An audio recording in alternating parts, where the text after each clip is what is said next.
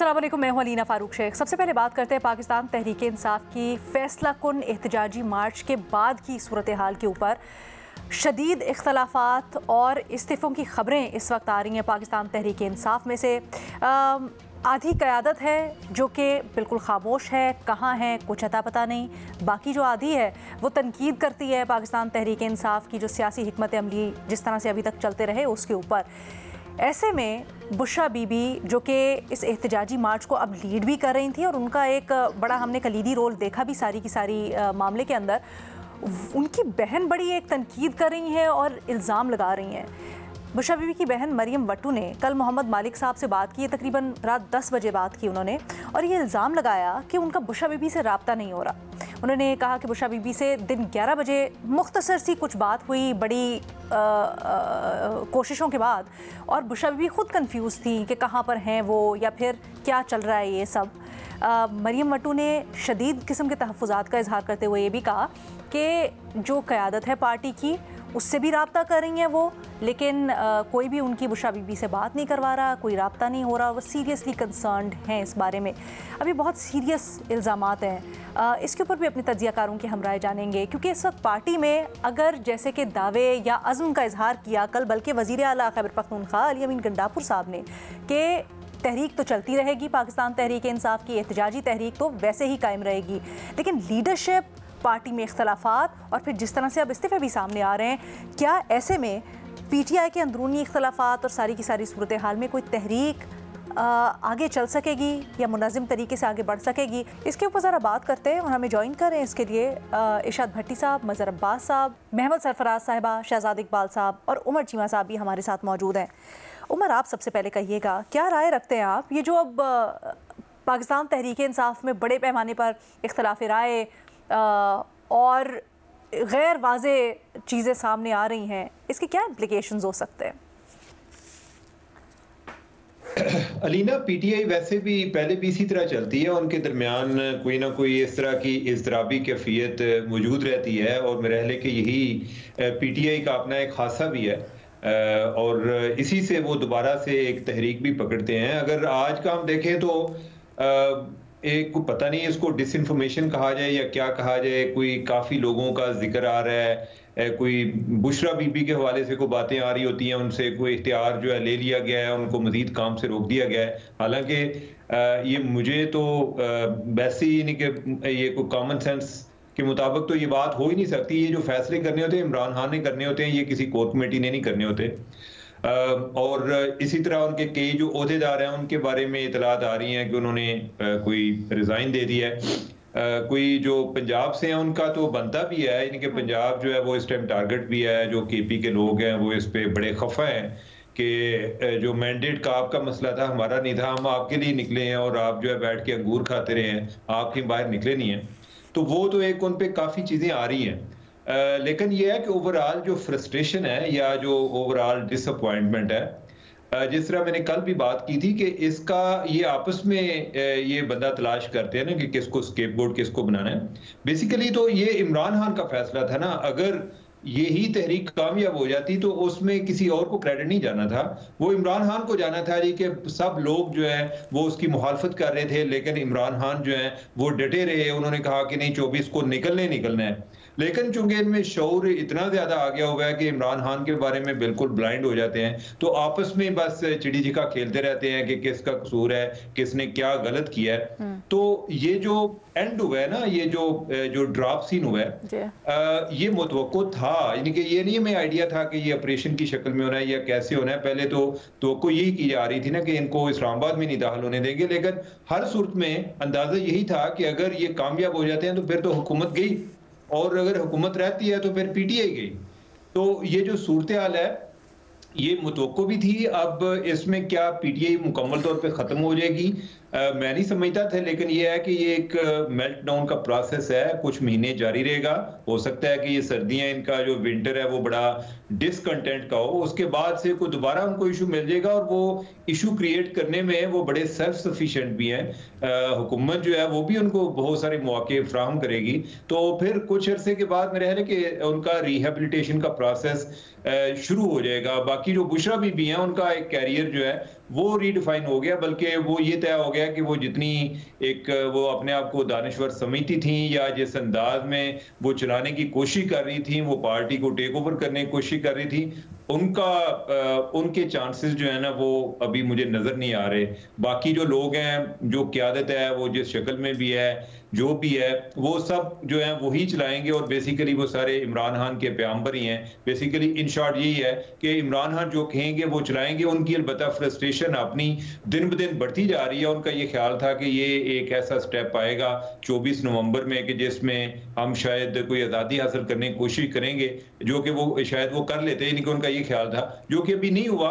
तो मेरे ख्याल है कि उनकी अपनी फ्रस्ट्रेशन में भी इजाफा होता जाएगा और पार्टी जो है वो भी इसी तरह फॉर नाउ तो इसी तरह के जैसे कोई तितर बितर का शिकार हुई है। इरशाद भट्टी साहब, आप कहिएगा, ये जो अंदरूनी इख्तलाफात हैं तहरीक इंसाफ में, हमें इतने फैसला कुन एहतजाज के मौके पर लीडरशिप भी काफ़ी नज़र नहीं आई, तो इसकी वजह क्या है बुनियादी तौर पर? और बुशरा बीबी से मुतालिक जो इल्ज़ाम लगा रही हैं उनकी बहन, उसके ऊपर आपके पास कोई खबर है क्या? पहली बात तो ये है मैडम शेख कि जो मैंने थोड़ी बहुत मार्च के दौरान बुशरा बीबी की तारीफ़ की थी वो मैं वापस लेता हूँ माजरत के साथ, और मैं अपनी पुरानी राय से रजू करता हूँ जो कि इस पाकिस्तान तहरीक इंसाफ और इमरान खान साहब को जो तोहफ़े दिए हैं बुशरा बीबी ने, वो कमाल के हैं। मुर्शद क्या कहूँ, शेर सुने मैडम शेख। मुर्शद क्या कहूँ, मुर्शद हाथ कर गया। मुर्शद क्या कहूँ, मुर्शद हाथ कर गया। मुर्शद क्या कहूँ, मुर्शद जज्बे राख कर गया। मुर्शद क्या कहूँ, मैं तो मैदान में था। मुर्शद क्या कहूँ, मुर्शद आँख बचा के निकल गया। मुर्शद क्या कहूँ, मंजिल पे पहुंचकर मंजिल हुई खोटी। मुर्शद क्या कहूँ, मुर्शद अजब चाल चल गया। अब मैडम शेख, पहली बात तो ये है कि हामिद रज़ा ने कोर कमेटी से इस्तीफ़ा दे दिया है, सुना जा रहा है। सलमान अकरम राजा ने सेक्रेटरी जनरल से इस्तीफ़ा दे दिया है और उन्हें मनाया जा रहा है कि आप ना दें। पार्टी से मज़ीद इस्तीफ़े आ रहे हैं और ख़बरें हैं, पार्टी में फॉरवर्ड ब्लॉक बनने की ख़बरें हैं, केपी में गवर्नर राज लगने की ख़बरें हैं। बुशरा बीबी और कुछ पाकिस्तान तहरीक इंसाफ के जो बड़े हैं उनकी गिरफ़्तारियों की ख़बरें हैं, संगीन मुकदमों की ख़बरें हैं और पीटीआई पर पाबंदी की ख़बरें हैं। अब आ जाइए सवाल पे मैडम शेख, और सवाल पे आने से पहले दो बातें। एक वीडियो आप सोशल मीडिया पे देख सकते हैं कि जिसमें इस्लामाबाद के सेक्टर G8 में बुशरा बीबी एक गाड़ी से निकलकर दूसरी गाड़ी में बैठ रही हैं और वो गाड़ियों के काफ़िले में रवाना हो रही हैं। और दो वीडियोस और भी आप देख सकते हैं जिसमें कारकुन अली अमीन गंडापुर को रोक रहे हैं कि आप ना जाएं और ना जाएं, और वो बार बार कह रही हैं देखो अली अमीन गंडापुर जा रहा है, ये देखिए अली अमीन गंडापुर जा रहा है। और रात 11:15 बजे मैं चाइना चौक के साथ वाले चौक पर मौजूद था जब गोलियों की आवाज़ें आ रही थी, आंसू गैस की शदीद शेलिंग हो रही थी और लोग भाग रहे थे। तो एक भागते शख्स से मैंने पूछा क्या हुआ, उसने कहा जी बुशरा बीबी और अली अमीन गंडापुर तो पता नहीं कहाँ चले गए और सामने गोलियाँ चल रही हैं और आंसू गैस की शेलिंग हो रही है और सारे लोग भाग रहे हैं। मैडम शेख, बैरिस्टर गोहर, सलमान अकरम राजा, अली मोहम्मद ख़ान, शहरयार अफरीदी, रऊफ़ हसन, शिबली फराज और ढेर सारे सेनेटर्स, कौमी असम्बली के मेंबर, पंजाब असम्बली के मेंबर, केपी के असम्बली के लोग, सिंध असम्बली के लोग, ये सब कहाँ थे? जो टीवी चैनलों पर किसी को संभाले नहीं संभल रहे थे, वो सारे कहाँ थे? और ये भी बताता चलूँ मैडम शेख कि पार्टी के रंग नंबरों, पार्टी के ब्रूटस, पार्टी के बुज़दिलों का मिशन कामयाबी से बड़ा, मिशन इम्पॉसिबल बड़ी कामयाबी से आगे बढ़ रहा है। और ये जो अभी एक बात हुई, मैं आगे सवाल पे आने से पहले, कि ये जो कहा कि इमरान खान के ने आज इमरान खान को निकाल रहे हैं और अगर कामयाब हो जाते तो इमरान खान ने की कामयाबी थी। नहीं भाई नहीं, अगर ये मान लें मिसाल के तौर पर कि इमरान खान संगजानी पर राज़ी हो गए थे तो ये क्यों आगे आए? और क्या इमरान खान ने पार्टी क़यादत को कहा था कि आपने गायब रहना है? और क्या इमरान खान ने कहा था कि आपने लोगों को छोड़कर पतली गली से निकल जाना है?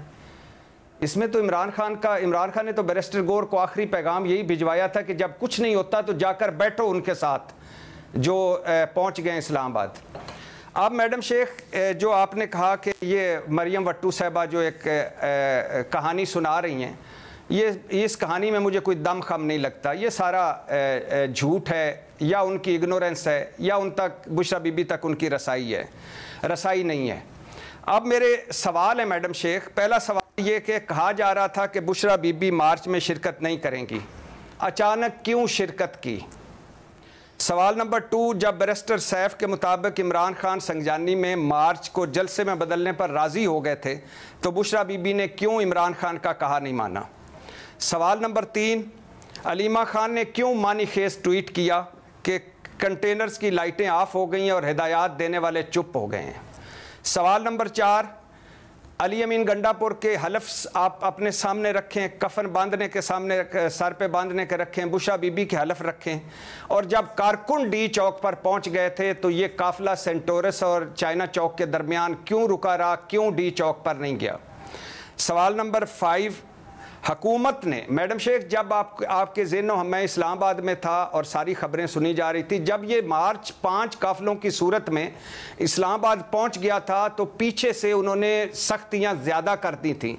मोटरवे पर सख्ती ज़्यादा, पंजाब में सख्ती ज़्यादा, जीटी रोड पर सख्ती ज़्यादा, और इस्लामाबाद के वो रास्ते भी बंद कर दिए थे जो थोड़े बहुत खुले हुए थे ताकि और लोग ना आ सकें और इनको थकाया जाए और आंसू गैस शेलिंग की जाए और फिर इनके खिलाफ ऑपरेशन किया जाए। बहुत सख्ती हो गई थी।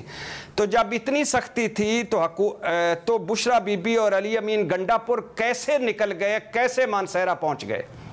और हुकूमत ने क्यों बुशरा बीबी और अली अमीन गंडापुर को गिरफ्तार नहीं किया?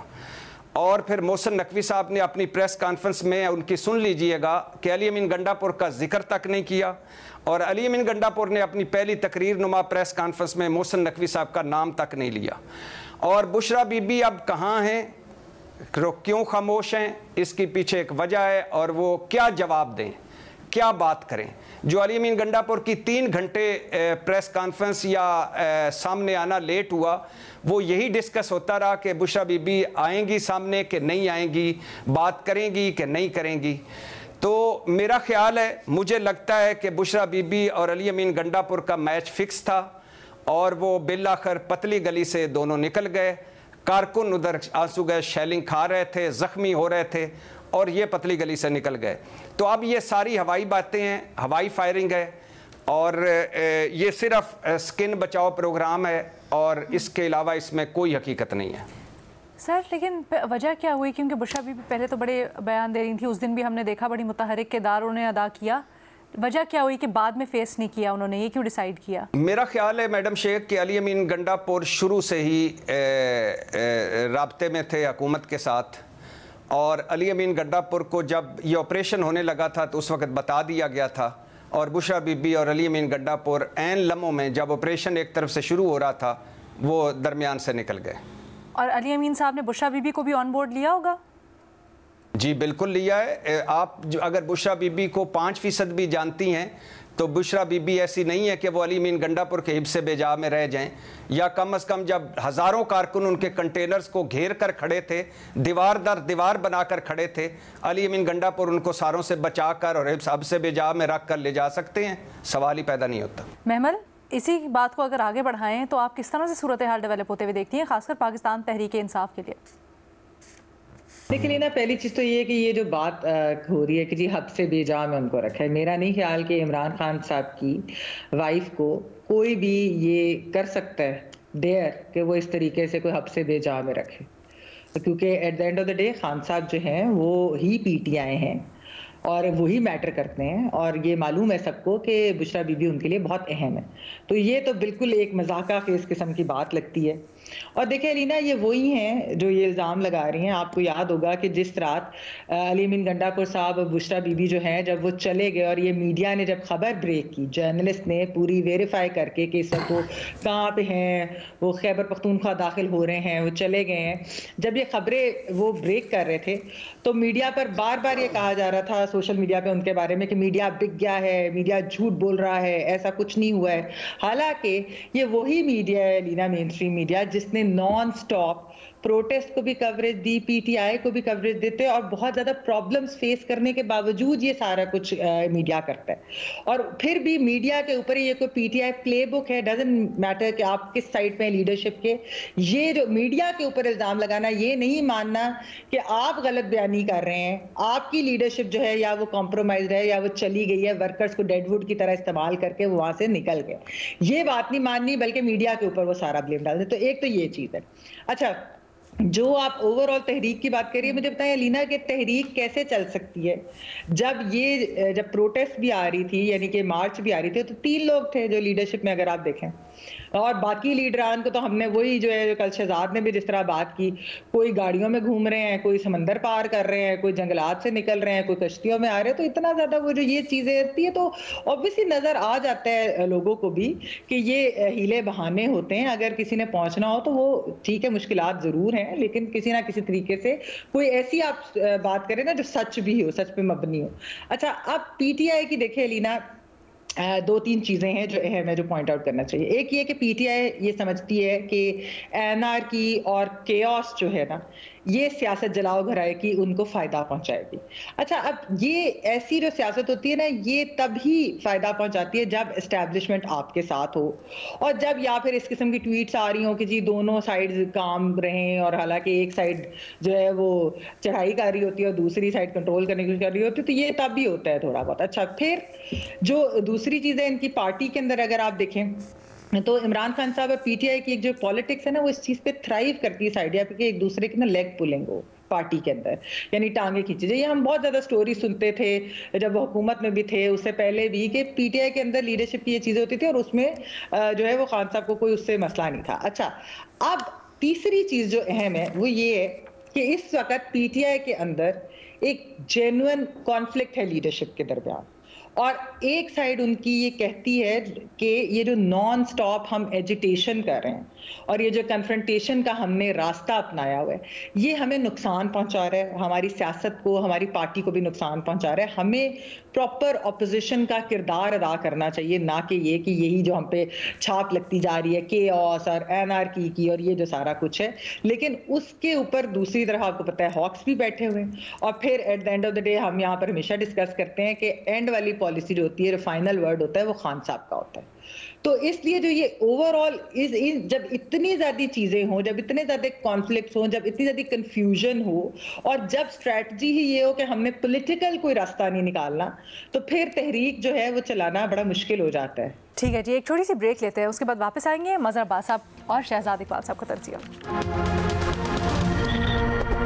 पाकिस्तान तहरीक इंसाफ के अंदरूनी इख्तलाफात के ऊपर हम बात करें। मजहर अब्बास साहब, तारीख में आपने बड़ी तहरीक भी देखी हैं, आपने जो तहरीक कामयाब नहीं होती उनके बाद क्या आफ्टरमैथ होता है वो भी देखा है।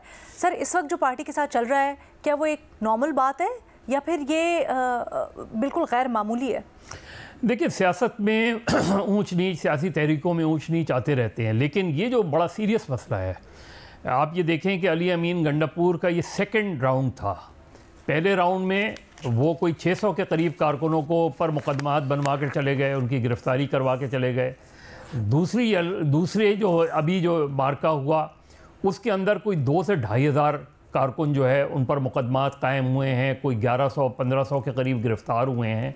इस सब की ज़िम्मेदारी अली अमीन गंडापुर पर आती है, क्योंकि वो खुद गायब हो गए पार्टी की। आप बताएं कि ये जो जितने लोग गिरफ़्तार हुए हैं उनमें कितने पार्टी के लीडर्स हैं, कितने ऑफिस बेयरर्स हैं? वो कहाँ है फॉर्मर प्रेसिडेंट आरिफ अलवी जो गाड़ी में बैठ के बड़े दावे कर रहे थे? वो कहाँ है सारी लीडरशिप जो ये दावे कर रही थी कि वो बस कफन बांध के हम चलेंगे? वो सब के सब कहाँ गए? मारा कौन गया? मारा तो पीटीआई का कारकुन गया, गोलियां तो पीटीआई के कारकुन ने खाई, टेयर गैस तो पीटीआई के कारकुनों ने खाई। तो मेरे ख्याल में पहली चीज़ तो ये कि सबसे बड़े जो इस पर जिम्मेदारी है वो अली अमीन गंडापुर हैं, क्योंकि सबसे ज़्यादा दावे वही कर रहे थे। बुशरा बीबी कहाँ से आ गई? एक गैर सियासी खातून एक पॉलिटिकल रैली को लीड कर रही हैं और स्ट्रैटेजी कोई है नहीं। आपने ये जानते हुए भी कि आपका मुकाबला, जब भी आप सियासी तहरीक चलाते हैं, आपको ये पता होता है आप सबसे पहले जिसके ख़िलाफ़ तहरीक चला रहे हैं उसकी स्ट्रेंथ का आप अंदाज़ा करते हैं। तो बुशरा बीबी का ना इससे पहले ना उसके बाद कोई सियासी रोल रहा है, और वो पाकिस्तान की सबसे बड़ी सियासी जमात की एक पॉलिटिकल रेजिस्टेंस मूवमेंट, एक फाइनल कॉल को लीड कर रही हैं। किधर है पार्टी की पूरी लीडरशिप? कहाँ है बैरिस्टर गौहर, कहाँ है उमर शाहीन? लतीफ़ खोसा टेलीविज़न पर बैठ के बातें कुछ और कर रहे हैं, वो खुद किधर थे लतीफ़ खोसा?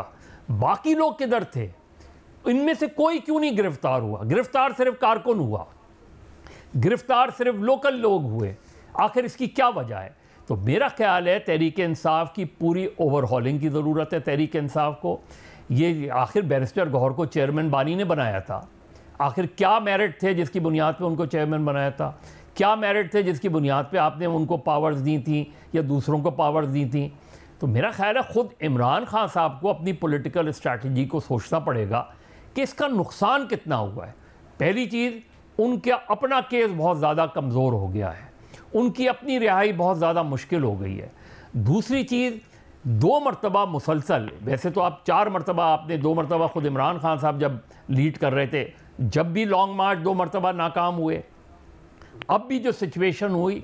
लेकिन अगर आप पूरा एनालिसिस करें, कोई 5 से 10 हज़ार पीटीआई का कारकुन मुकदमात झेल रहा है, मुकदमात में जाता है, गिरफ्तारी है, उनकी गाड़ियाँ गईं, उनकी मोटरसाइकिल्स गईं। कोई एक लीडर बताएं जिसने सफ़र किया हो इसमें से, कोई एक लीडरशिप बताएं। वो लीडरशिप जो दावे करती है, उसके बाद से सबके वीलॉग्स चल रहे हैं, उसके बाद से सबके वीडियोस चल रहे हैं, वो खुद किधर थे? उनमें से कोई गिरफ्तार क्यों नहीं हुआ? उनमें से किसी पर? दूसरी बात, गवर्नमेंट की स्ट्रैटेजी, एक तरफ गैर सियासी बुशरा बीबी, दूसरी तरफ गैर सियासी वज़ीर दाखिला, जिनका किसी सियासी जमात से ताल्लुक़ नहीं है, वो इस मुल्क के वज़ीर दाखिला हैं इस वक्त, एक सियासी जमात की हुकूमत के। ये इस तरीके से अब आप गवर्नर राज की बातें कर रहे हैं, ये एक बहुत बड़ा पॉलिटिकल ब्लंडर होगा। पीटीआई पर पाबंदी, इससे पहले आपने जमात इस्लामी पे पाबंदी लगाई, उससे पहले कम्युनिस्ट पार्टी पे पाबंदी लगाई, उसके बाद नेशनल अवामी पार्टी पर पाबंदी लगाई। अगर इन पाबंदियों से कोई मसला हल हुआ हो तो बता दें। तो ना गवर्नर राज से मसला हल होता है, ना पाबंदियों से मसला हल होता है, मसला पॉलिटिकल डायलॉग से हल होता है। पीटीआई को ये सोचना पड़ेगा कि उनकी मौजूदा लीडरशिप जो है, इसको रिविजिट कर, इसको बिल्कुल सही किया जिन्होंने इस्तीफ़ा दिया। बैरिस्टर गौहर को भी इस्तीफ़ा देना चाहिए। ये जितने ओहदेदार हैं, इनको तब्दील होना चाहिए। कोई नई पार्टी लीडरशिप आनी चाहिए, कोई नई। इमरान खान बानी है, वो खुद सोचें कि इस लीडरशिप का रिज़ल्ट, इस लीडरशिप ने रिज़ल्ट क्या दिया है उनको, इस चीज़ को। उनकी अपनी पॉलिटिकल स्ट्रैटेजी में कहाँ कमी रह गई है इसमें। क्योंकि अल्टीमेट जो है, एक फाइनल कॉल के बाद आप अली अमीन गंडापुर कह रहे हैं तहरीक जारी रहेगी। वो भाई किधर है तहरीक? लोग गोलियां खा रहे थे, आप मानसरा में बैठे हुए थे। लोग गोलियां खा रहे थे, बुशरा बीबी मानसरा में बैठी हुई थी। किधर थी पॉलिटिकल लीडरशिप सारी पॉलिटिकल? तो मेरा ख्याल है तहरीक इंसाफ को सीरियसली अपनी, क्योंकि अगर उन्होंने इस पॉलिटिकल मूवमेंट से सबक सीखना है कि जो फेलियर हुआ है, इससे अगर उन्हें सबक सीखना है, तो चाहे महीना 1.5 महीने सोचकर एक पॉलिटिकल स्ट्रैटेजी बनानी पड़ेगी। लेकिन मौजूदा जो लीडरशिप इस वक्त तहरीक इंसाफ को चला रही है, इसका ये कंप्लीट फेलियर है। शहजाद, क्या आप समझते हैं कि मौजूदा लीडरशिप की ये सारी नाकामी है और उनको चेंज होना पड़ेगा, और खान साहब के अंदर होते हुए क्या ये मुमकिन है? अलीना, देखिए, जो सबसे पहले बुनियादी सवाल है कि क्या मुनज़्ज़म तहरीक इंसाफ चला सकती है जो इस वक्त इख्तलाफात की आदत में नजर आ रहे हैं? तो मेरे ख्याल से इस वक्त तो कोई इवेंट है ही नहीं। अली अमीन गंडापुर साहब ने एक बात की, तो जो एफर्ट्स है वो चलते रहेंगे, लेकिन फिलहाल कोई जलसा जुलूस एहतजाज ये इवेंट है नहीं। तो मेरे ख्याल से ये बात करना तो कबल वक्त होगा। जहां तक बुशरा बीबी और अली अमीन गंडापुर के इख्तलाफात का ताल्लुक है, कल भी मैंने कहा था कि देखिए, ये कॉल जो है डी चौक की इमरान खान ने की थी। मुझे नहीं लगता कि बुशरा बीबी ओवर रूल करके इमरान खान की कॉल जो है वो डी चौक पहुंच जाएंगी। इस चीज का भी एविडेंस आना बाकी है। जैसे बैरिस्टर सैफ साहब कह रहे थे कि इमरान खान तो संयानी पर राजी हो गए थे, मेरे पास कोई ऐसा एविडेंस नहीं है। मेरे ख्याल से ज्यादा देर नहीं होगी, इमरान खान जल्द शायद अपनी वकला से भी मुलाकात करेंगे या फिर जब साथियों से मुलाकात करेंगे तो पता चल जाएगा कि उनका क्या आइडिया था। क्योंकि हमारे सामने जो बार बार कॉल आई थी वो डी चौक की थी। अब बीच रास्ते इमरान खान ने कोई अपना प्लान बदल लिया है या नहीं बदला, मुझे इसका आइडिया नहीं है। लेकिन ये मानना मेरे लिए बड़ा मुश्किल है कि बुशरा बीवी को ये मालूम हो कि इमरान खान कह रहे हैं संयानी चले जाओ और वो अपनी मर्जी से डी चौक लेके आ जाएंगी। तो जिम्मेदारी उनकी भी है, लीडरशिप की भी है। और हम कल इस पर बात कर चुके बड़ा तफसील से कि जैसे ही ये क्रैकडाउन शुरू हुआ तो लीडरशिप वहां से गायब हो गई और उनके जो वर्कर्स थे वो वहां पे बेवार मददगार थे, उनको नहीं पता था कि क्या करना है, क्या कहाँ जाना है। जो लीडरशिप इस वक्त जिस पे हम बात कर रहे हैं, मेरे ख्याल से इसके तो बड़े, ये तो इलेक्शन से पहले से हमें नजर आ रहा है कि जब पार्टी को तोड़ा गया और पार्टी में से मुख्तलिफ फैक्शंस बने, तो उस वक्त जो टॉप लीडरशिप थी या वो दूसरी पार्टीज में चले गए या उन्होंने सियासत छोड़ दी। इमरान खान जेल में थे, कम्युनिकेशन कट ऑफ थी।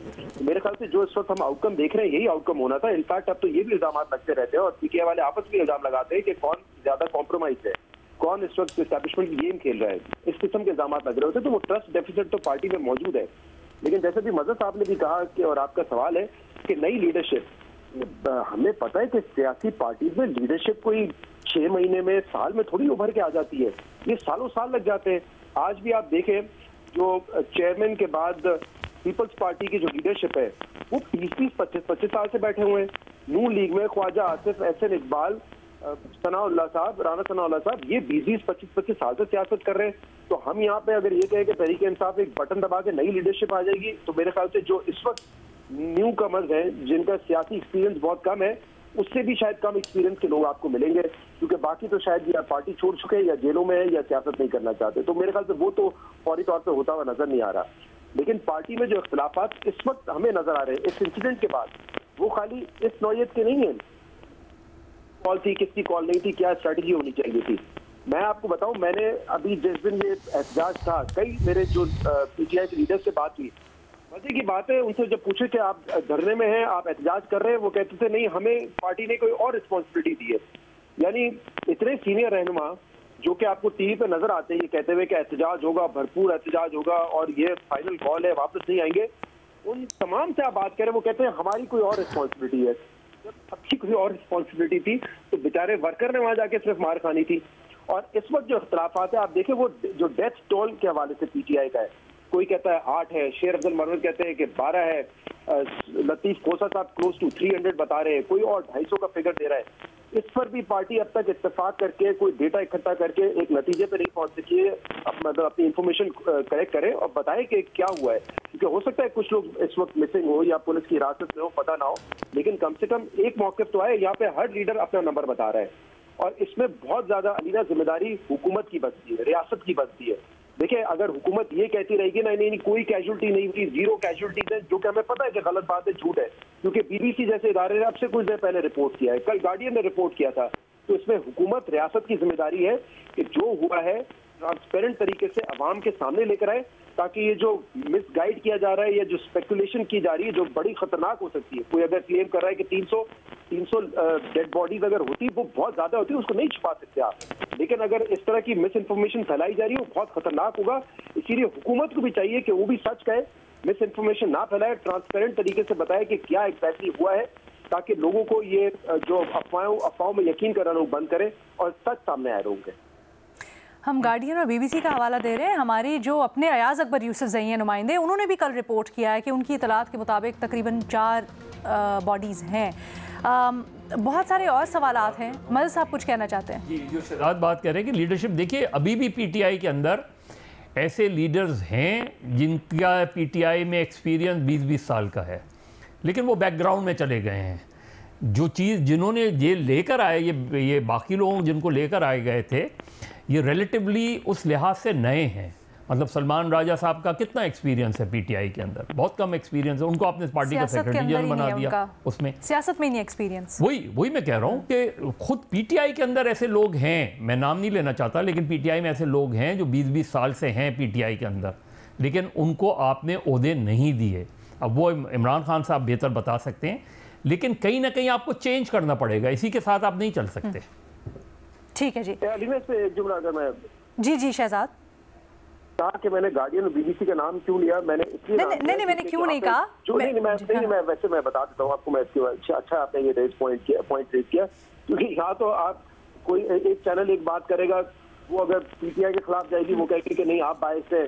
हुकूमत आप देख लें, अज़मा बुखारी साहबा अभी आगे शायद आप बात करेंगे, मतीउल्लाह जानते हैं उनका किस किस्म का रवैया आया है, क्या रद्द-ए-अमल आया उनका। तो जो बात हुकूमत को अच्छी नहीं लगेगी, इसलिए मैंने इंटरनेशनल वो क्रेडिबल इदारे जो है कोर्ट की है, जिस पर कम से कम आप ये नहीं कह सकते कि ये बायस है। बिल्कुल आप सही कह रही है। जियो ने कल ही रिपोर्ट किया था, पॉलीक्लिनिक की रिपोर्ट से कोर्ट किया था कि 27-28 जो है वो बुलेट वुंड्स की वजह से जख्मी है और 2 जो है वो लोग एक्सपायर हो चुके थे गन शॉट्स की वजह से। जियो ने कल सुबह अयाज अकबर की खबर थी। ठीक है, एक ब्रेक लेते हैं, फिर मजीद बात करते हैं। सहाफ़ी मतीउल्लाह जान को गिरफ्तार कर लिया गया है और उनके ऊपर इल्ज़ामात लगाए गए हैं कि नशावर चीज़ें उनके पास थीं और दहशतगर्दी की दफ़ात शामिल की गई हैं उनकी FIR में। अभी बड़ा तशवीशनाक है क्योंकि इनिशियली कल रात से पता नहीं चल रहा था कि मतीउल्लाह जान कहाँ हैं और आज सुबह जब पता चला कि वो एक थाने में है, उसके बाद ये मंजर आम पर आई FIR। हालांकि ये दावा किया जाता है या इल्ज़ाम लगाया जाता है कि मामला कुछ और है। मतीउल्लाह जान ने जिस तरह से वो कवरेज कर रहे थे शायद उसके ऊपर तहफ़्फ़ुज़ात थे, लेकिन ये जो FIR सामने आई है इसके ऊपर ज़रा अपने तजियाकारों की राय जानते हैं और इस पूरी एपिसोड को डिस्कस करेंगे। मज़हर अब्बास साहब, क्या राय है आपकी? सर देखिए, पहले तो इंतहाई काबिल मज़म्मत है। पहली चीज़ ये कि या तो उन पर ड्रग का केस है या दहशतगर्दी का केस है। दहशतगर्दी क्या की है उन्होंने, चले ड्रग पे तो बाद में आते हैं। दहशतगर्दी का केस कैसे बनाया आपने? उसमें कौन सी दहशतगर्दी की क्लॉज है जिसमें मतीउल्लाह जान के पास कोई क्लैशनकॉव्स थी, कोई असला था जिसकी बुनियाद पे वो कोई दहशतगर्दी करने गए थे? वो पिम्स हॉस्पिटल गए थे, पिम्स हॉस्पिटल में इंजर्ड मौजूद हैं उन पे। दूसरी बात ये कि ड्रग का केस आपने बनाया। ड्रग के केस में पहला काम क्या होता है? किसी भी जब पुलिस पकड़ती है सबसे पहले जाके मेडिकल करवाती है उसमें। तो आपने अभी तक तो ऐसा कुछ भी नहीं हुआ। ये इस तरह का मुकदमा मेरा ख्याल है कि एक ऐसे रिपोर्टर पे जिसकी आप उससे राय से इख्तलाफ कर सकते हैं, लेकिन उसने प्योरली जर्नलिस्टिक वर्क करता रहा है वो। ये इंतहाई बेहुदा इल्ज़ाम है उस पर। और सिर्फ यही नहीं, आप पिछले इस गवर्नमेंट के पिछले बहुत से एक्शंस देख लें, गवर्नमेंट हो या गवर्नमेंट के पीछे जो लोग हों, जिस तरह मीडिया को कंट्रोल किया जा रहा है, जिस तरह मीडिया की कवरेज को ब्लॉक किया जाता है, जिस तरह इंटरनेट और पूरा आपने, और सिर्फ यही नहीं कि इससे मीडिया मुतासिर हो रहा है जी। आपने पूरी एक बड़ी तादाद में जो लोगों को अनएम्प्लॉयमेंट की तरफ चले गए लोग, बहुत से यूथ जो है, पूरी आपने सोशल मीडिया पर जिस तरह कंट्रोल किया है, ये चीज़ें नहीं बावर साबित होती, ये चीज़ें नहीं चलती। तो मेरा ख्याल है मतीउल्लाह जान पे ये मुकदमा बिल्कुल विड्रॉ करना चाहिए, इस पर उसको रिहा करना चाहिए। ये बिल्कुल काबिल मज़म्मत है और अनएक्सेप्टेबल है। ओके, मैं सबसे दरख्वास्त करूंगी, टाइम हमारे पास बिल्कुल ख़त्म हो गया, तो मुख्तसर रख सकें अगर। महमद, देखिए अलीना, सिवाय इसके ये जो गिरफ्तारी है, सिवाय इसके कि ये एक FIR ना सिर्फ मजाक का खेज है बल्कि बोगस है, बल्कि एक्चुअली बहुत मतलब मजाक उड़वाया है इसने रियासत का। जो लोग मती साहब को जानते हैं उनको सबको पता है कि वो एक शरीफ इंसान है, कोई इस तरह की चीज़ वो कर नहीं सकते। और आप उनकी रिपोर्टिंग से इख्तलाफ कर सकते हैं, इत्तेफाक कर सकते हैं, ये आपकी राय है, ठीक है।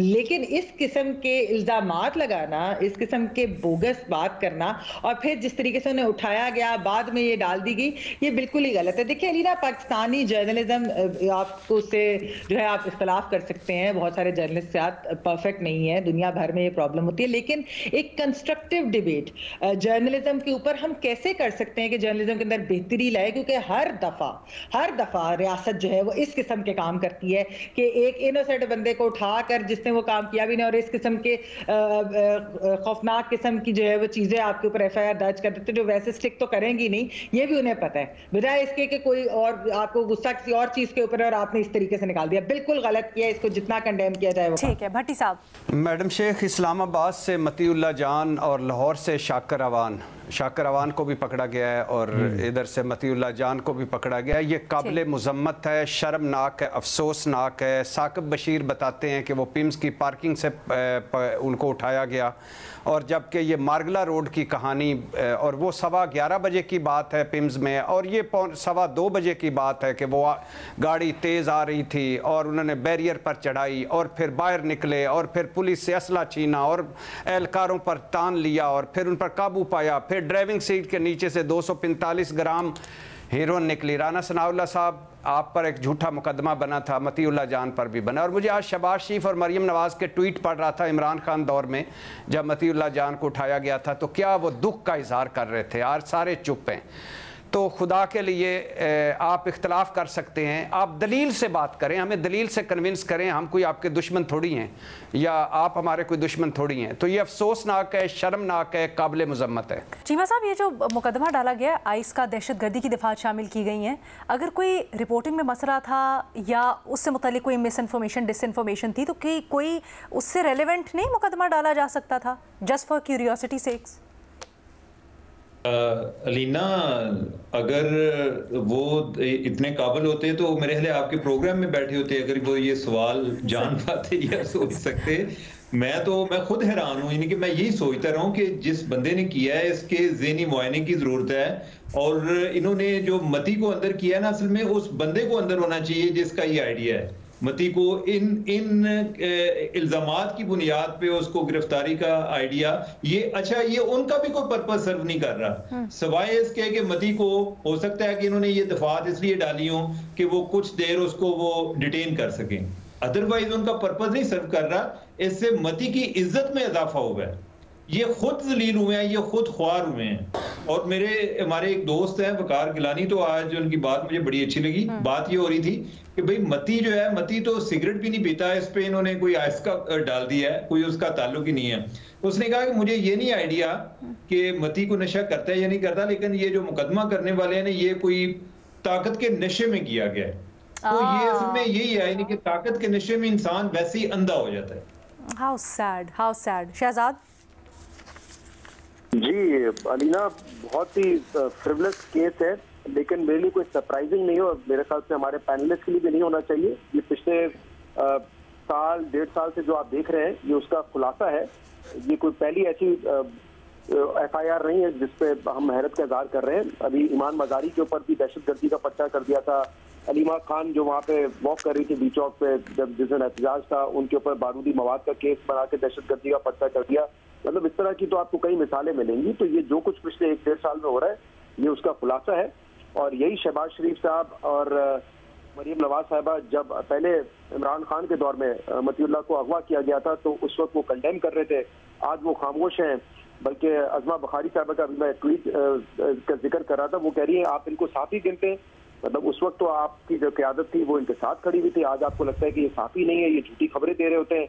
असद तूर जिनके ऊपर हमला जब हुआ इमरान खान के दौर में, तो पूरी PDM की क़यादत उनके घर पहुंच गई थी। जस्टिस काजी फाइज ईसा साहब भी पहुंचे थे, और आज जस्टिस काजी फाइज ईसा साहब भी समझते हैं कि ये यूट्यूबर है, इनको सुप्रीम कोर्ट में आने की इजाजत नहीं होनी चाहिए। पूरी क़यादत जो है उनको यूट्यूबर, पता नहीं वो भी कोई ऐसा लगता है कोई डेरोगेटरी वर्ड के तौर पर इस्तेमाल करना चाह रहे हैं, विच एक्चुअली इट्स नॉट। तो वो भी आके अब इनकी मजम्मत कर रहे होते हैं, इनकी खबरें उनको क्योंकि लग रही होती है कि फेक हैं, और वो उनके ऊपर इल्जाम लगा रहे होते हैं। मेरे ख्याल से हमने देखा है कि सियासी पार्टी की जब खिलाफ बात होती है तो कैसे वो अपनी फाइट बदलते हैं। सहाफ़ियों ने तो ये वक्त पहले भी देखा है, अब भी देख रहे हैं और मुकाबला भी कर लेंगे, लेकिन सिर्फ अफसोस इतना है कि ये जो ताकत का नशा है, ये जब उतरेगा तब बहुत देर ना हो जाए। अल्लाह हाफ़िज़।